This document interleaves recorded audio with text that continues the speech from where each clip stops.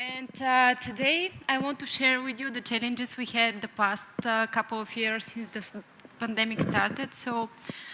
I'm working in the IoT industry for more than 5 years, and I'm passionate about automation, testing strategies, and infrastructure configurations for efficient CI/CD. And as I mentioned, we will talk about Internet of Things. This is the agenda, and we will speak of what IoT actually is, and more specific, our smart home solution. As well, I want to share with you what actually do I mean by physical dependency and how we have managed to solve it using mock services. So, Internet of Things. I think that most of you already know what the Internet of Things is and are somehow part of it. But the thing is that it is a network of physical devices connected to the Internet worldwide. So those devices are all collecting and sharing data. And today, worldwide, there are like 10 billion connected IoT devices, and experts are expecting this number to grow up to 22 billion by 2025. So today, there are more smart devices worldwide than human beings. And to get a better understanding, I will start with an example from my current project. Imagine a cloud-based smart home platform which allows the customers to connect devices from different manufacturers and to create automations and configurations based on their setup. You probably all have some smart devices at home. For example, if you have a vacuum cleaner, this vacuum cleaner has its own application to be controlled. If you have a smart camera, you have a second application for this. If you have a smart air conditioner, you have a third application. And that's what we are not doing here. We want to have one platform for all of the vendors and to be able to create automations between them. So the automations that we can make are like turn on the vacuum cleaner when I leave my house, close the shutters when it starts to rain. And my favorite one is simulate presence when I'm on a vacation. So it happens by sporadically turning on lights, music, and TV on. And in order to test this platform, we have a team structure with distributed teams, where each team is responsible for a specific feature. The development happens on feature branches, and a small test set of the automated tests are running against those feature branches. And when the time for a release comes, we are creating a build from the master branch, and we are performing full regression testing. And we have like 800 test scenarios per platform, which are partially automated. And in order to test them, we have physical setups at the office with connected physical devices and gateways. And going back to the example for the shutters and the rain, in order to test it, we need to take the actual sensor and to put it under running water and to verify that the shutters will actually close. And dependencies. What is the physical dependency? Actually, currently in the IoT world, there is no answer of that question. What is actually the physical dependency? But what we need to know is that we need to make sure that the devices work together. And as I mentioned, there are more than 10 billion devices worldwide. So in order to test, we cannot ensure that our product will work with all of them. And as well, they cost money, they are taking up space, and they need some additional resources like internet, Bluetooth, or other connectivity. They need electrical installations and batteries. So this is how much batteries we are consuming in order to test those devices. And to get a better vision how the real testing environment looks like, I've made some pictures of our office. So these are the devices. We have like thousands of devices, from smaller ones like bulbs, door window sensors, grass mowers, and dishwashers. And here are two pictures from the testing labs that we have for the laundry space and the kitchen corner. So you probably think that we are washing our clothes there. Actually no, but the fridge is full with wine for successful deliveries. And here the challenge came because we have, as you see, we have one fridge, we have one washing machine, and we have 16 distributed teams that sometimes they need to test those devices, so they need to wait on a queue for the resources. That's not a problem when we are at the office, but the problem scaled when the pandemic came. We needed to find a way to keep people safe by moving them at their homes and not to interrupt the delivery process at the same time. And how to move this fridge at home? First of all, we decided to split the smaller devices, like the door sensors, the bulbs, and we have created testing environments at people's places. And for those bigger devices, we have mounted cameras in order to observe their behavior remotely. So the last thing was some network configurations were changed at the office so we can access the devices remotely. And yeah, this is, on the left, this is the grass mower, and on the right, it is the vacuum cleaner.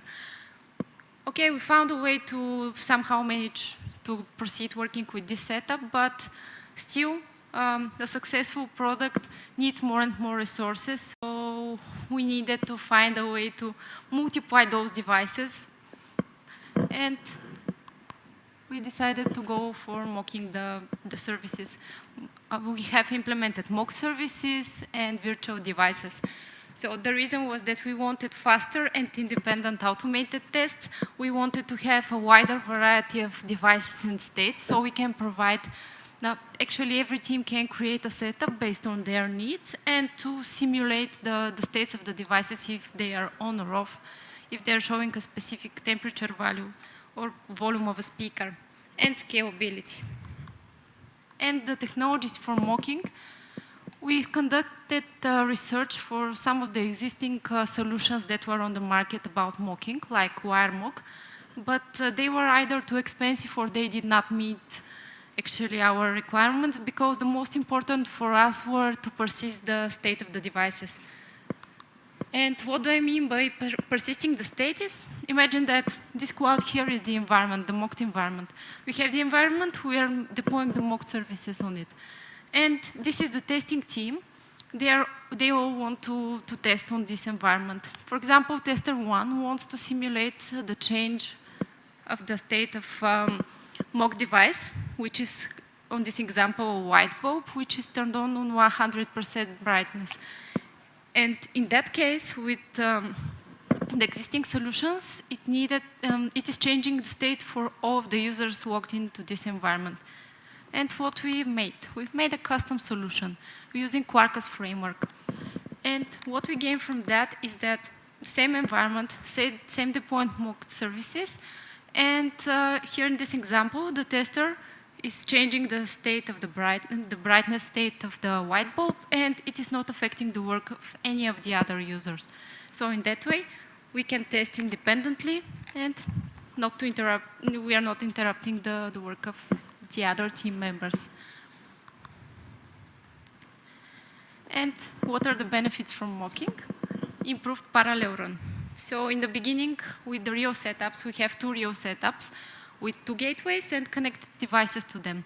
And imagine the pipelines. You have like 50 pipelines per day that are running.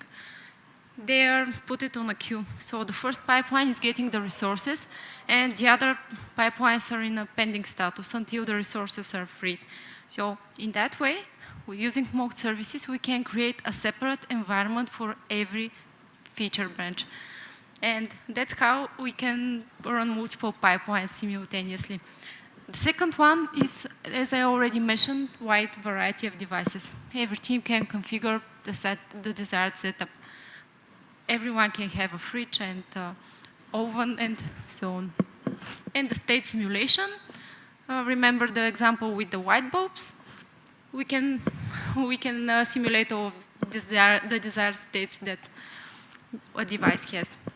And last but not least, the environmental impact. We have dramatically reduced the energy consumption, the usage of batteries, and plastic for the device itself. And as well, those are the challenges that we had. The first one was that mocks are not 100% reliable. We have increased costs in the beginning and time-consuming connection creation for the mock services, and we'll go one by one. So the first one is that we cannot rely 100% on something that is not real, because that's not what the customer will receive after all. The customer will receive a physical product with electronic parts, firmware, and so on. And what we did to ensure that our product will work, we have created a nightly schedule with the automated test that is running against real setup. So the pipelines during the day are running with mock services, and everything that goes to the master branch is tested during the night, and in the morning we can see the reports of the real environment results. And the second one is the increased costs. This means that we have, with this implementation of the mock services, we have increased the money that we are paying to Azure for pod usage, and it scaled up to 1,000 euros per day on top with what we paid. So initially, imagine the temporary environment, the blue ones are the temporary environments. We have this temporary environment, we are deploying the mock services. We are creating a separate environment, we are deploying the mock services again. And those deployments are consuming the resources. So we needed to find a faster way to save some money.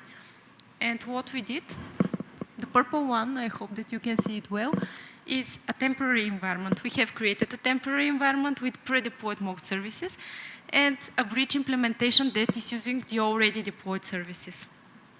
And that's how we have decreased the expenses to less than 300 euros per day. And the last one, the initial connection of the mock services is time consuming. What I mean is that the real setup is already configured. Someone have configured it with real gateway, real connected devices, and all we need to do is just to log in with a specific user and password, and we are starting to use those devices. But for the mock services, it's not exactly the same case, because we have the environment, we need to wait the deployment of the environment, the backend services, the mock services.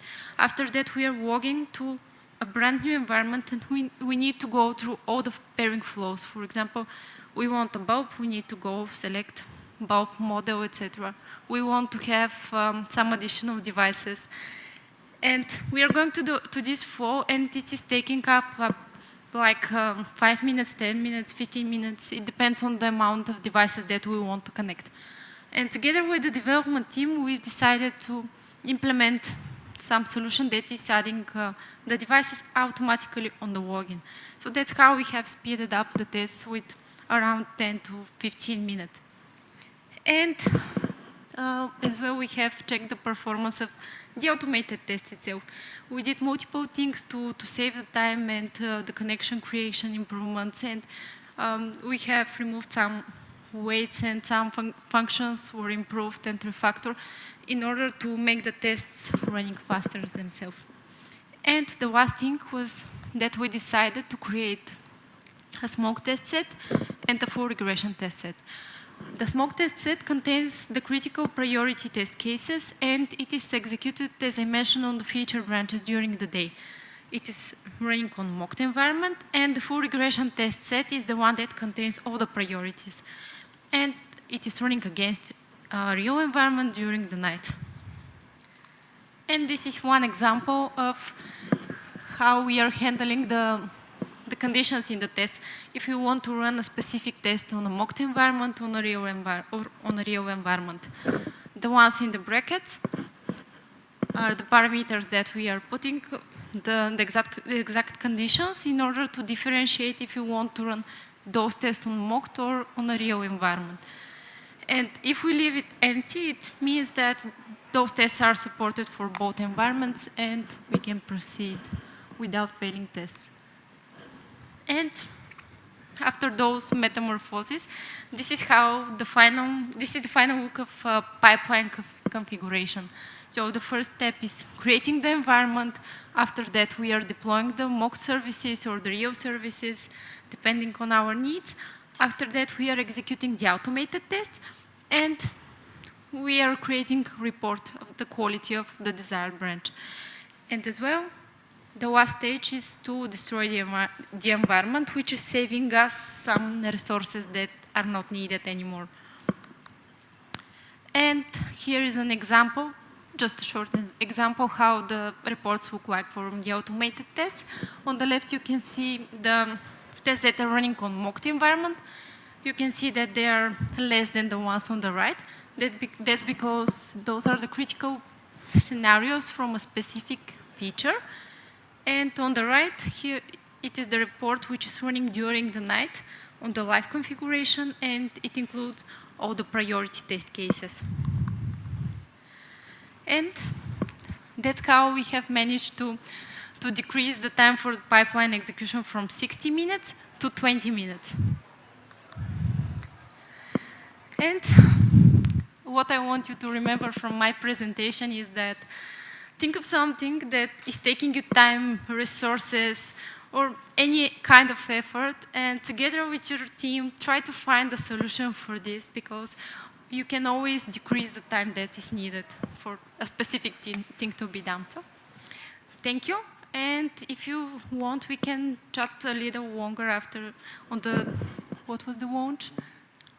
The speakers launch, yeah. Do you have any questions now?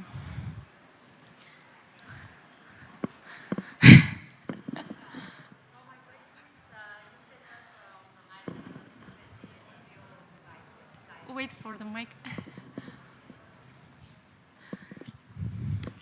So my question is about the night run on the live environment. Do you make assertions, for example, the light bulb, if the test tests the brightness from 20 to 100%, do you make assertion if the real device actually become brighter? If the bulb actually, on this stage, no. We are verifying those states manually on the regression phase. We are verifying that the changed state is activating some automation, for example. When the example with the water sensor, if we have water, we want something else to happen. And we can simulate the water and to see if the result of the other connected device will be the expected one. But we need to ensure that the customer will, this scenario will work with the customer, so we are testing as well on real setup. The ones that are in our homes and the ones that are at the office. Thank you. Thank you.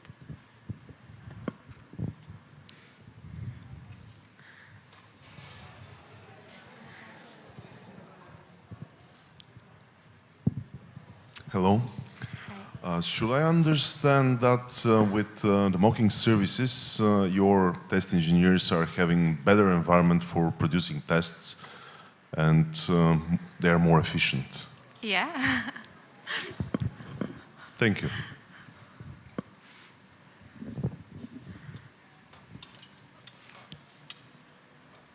Any other questions? If not, we have a question. Yeah, so thank you very much for the lovely presentation. It seems that you have a lot of fun into the lab. Can I just volunteer my home for the vacuum cleaner test? No, this is not my question actually. What about the security? Wait a minute. With the beginning of the pandemic, one of our colleagues took it at her apartment, and it was running like 10 hours per day, and her neighbors started complaining about the noise, so we put it back in the office with a camera. Yeah, so a lot of fun during the pandemic. What about the security? Because we know well-known hacks through the vacuum cleaners or another IoT devices, and after that the hackers were able to penetrate through your Qualcomm network and then steal your private data, for example. Actually, we are using external APIs. We have integrated the external APIs of the vendors, so we depend on their security implementations. Yeah, okay, thank you.